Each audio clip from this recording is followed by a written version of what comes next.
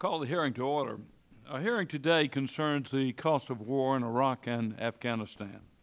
On the first panel, Dr. Peter Orzog, Director of the Congressional Budget Office, will discuss the cost of these conflicts, past and present, and will project the cost to come based on two troop-level scenarios, illustrative scenarios.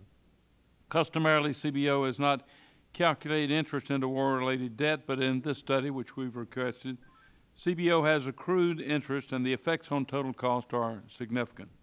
On the second panel, we have two witnesses, Amy Belasco of the Congressional Research Service, who has tracked war costs and prepared numerous excellent reports on the subject, plus Professor Linda Bilmes of the Kennedy School of Government at Harvard, who researched and published at length articles on the economic and social costs of the war in Iraq.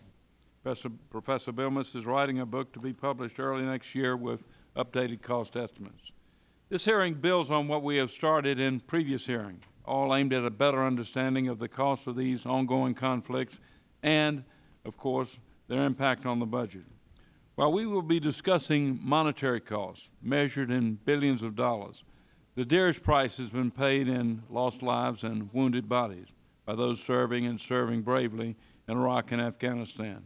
So far in Iraq, there have been more than 3,800 military personnel and DoD civilians killed and more than 28,000 wounded. In Afghanistan, more than 400 of our armed forces have been killed, nearly 1,700 wounded. Our troops have performed with valor and honor, and they and their families, too, have sacrificed. As long as they're in harm's way, we owe them our unstinting support and whatever resources are needed to get the job done. In deciding what to do in Iraq and Afghanistan, cost is not the determinant. But the cost to date is substantial, $450 billion in Iraq alone and rising rapidly at $10 to $12 billion a month. When the administration's budget requests for this year are included, the overall cost will top $800 billion. Now, by any yardstick, that's a staggering sum. In constant dollars, the cost is running above the peak spending during Korea or Vietnam, as this next chart shows. When the first war supplemental for 2008 is combined with the base defense budget, the budget for 2008 totals $647 billion. And when the next supplemental, due to arrive shortly, comes, the total will go to $700 billion. Much of this incremental cost will be borrowed, much of it from foreigners, which is why we've asked CBO to calculate the interest cost into its subsidy. As this next slide shows, we have provided more than $600 billion for the wars in Iraq and Afghanistan, $450 for Iraq alone, according to the Congressional Research Service. 2 days ago, the President submitted another war funding request totaling $46 billion. This increases his 2008 request to $196 billion and makes it the largest supplemental yet.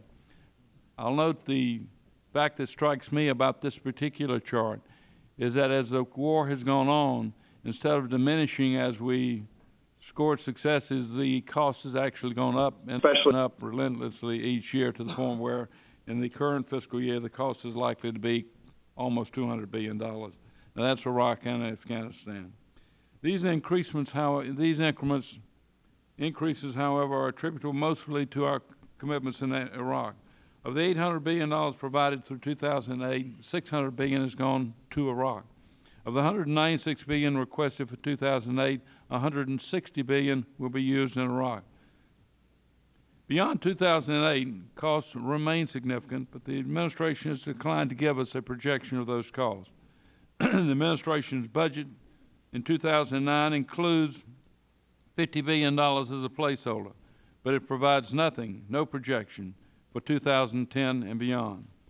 I wish that was likely, but I think it's unrealistic, particularly if we maintain forces in Afghanistan for some years to come, which we're likely to do, and even if combat operations ended tomorrow in Iraq. Significant reconstitution costs or reset costs would continue for several years to come. The Army and the Marine Corps, for example, stated more than a year ago that together they required $18 billion for reset each year. Reset is refurbishment, repair, and replacement of worn-out and damaged equipment. Each of the services together said that they required at least $18 billion a year For each year, they remain engaged in a substantial way in Iraq and for at least 2 to 3 years after operations in Iraq cease.